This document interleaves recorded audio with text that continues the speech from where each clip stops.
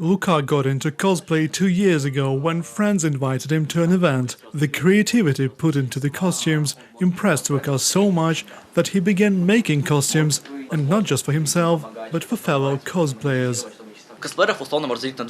There are two basic kinds of cosplayers. There are those who associate themselves with a certain character, like, I love Batman and I want to be Batman.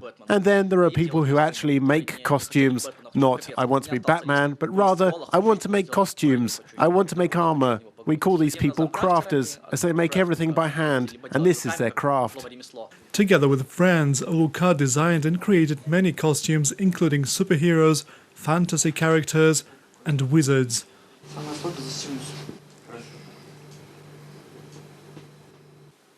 Luka says creating a bespoke costume like this can take time and money. From 1.5 months to a year. Right now we have an ongoing long-term project. It may become our most expensive one. Money-wise, when we just started, we made a costume for 400 hryvnias. Now we're looking at $1,000 per costume. Yulia has been making cosplay accessories for sale for over 3 years. She says the popularity of this hobby in Ukraine is booming. Cosplay is part of a geek movement. These people love all kinds of comics, movies for young people, although really people of all ages get into this, from a 2-year-old girl dressed as a fairy to an old lady who goes around with a stick from a cartoon.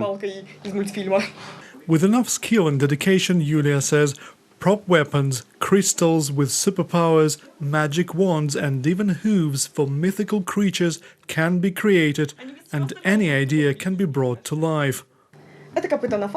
These are hooves for a pan, which is a mystical creature. They are rather uncomfortable to wear because of the lacking heel. We started with the idea that it would be cool to make some hooves. Why? Well, because we can. And we're like, cool, let's make hooves. But what for? No, we'll come up with something.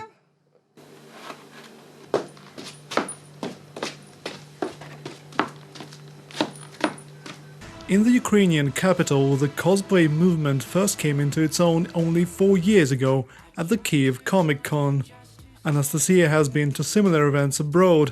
She says Ukrainian cosplayers still have much to learn. Я имела честь посетить Comic-Con Toronto. I had the honor to visit the Comic-Con in Toronto. Of course, the level of cosplay out there is well above ours. Those guys have been into cosplay and crafting for a lot longer. They have more skill and experience. But Ukrainian cosplayers are catching up. They do their best to learn from foreign counterparts and invite them to feature at Ukrainian events. Every year here in Ukraine, events and particularly Comic-Con Kyiv are getting better. They invite many interesting speakers for lectures on literature, games. There are masterclasses as well and opportunities to test out new technology. The next opportunity to see cosplayers turn into their favorite characters will be at Kyiv Comic-Con 2019, taking place on the first weekend of June at the Ukrainian House. Reported by Artem Holub, UATV.